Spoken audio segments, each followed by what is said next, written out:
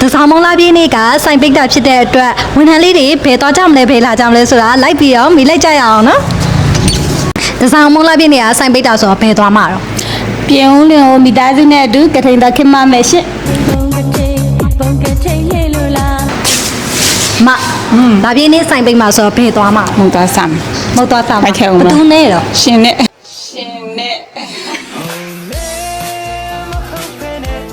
ညီမလေး ရှမ်း တစားမုံလာပြင်းနေ့ကစိုင်ပိတ်မှာဖြစ်တဲ့အတွက်ဘယ်သွားမှာတော့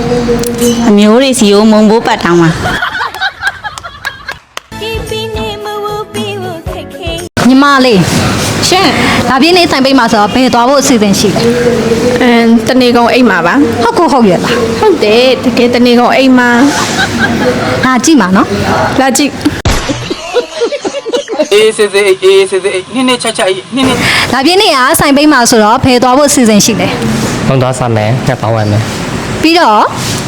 အဲ့ဒါပဲ ရီစားနဲ့အောင်မတော်ဘူးလား တူတူပေါ့ မိပေါင်မယ်အမရောဘယ်သွားမှာ အခုအရန်ခက်စားနေတဲ့နဝဝင်တဲ့စကားကိုတငယ်ချင်းနေနဲ့အများကြီးသွားကြည့်ပါ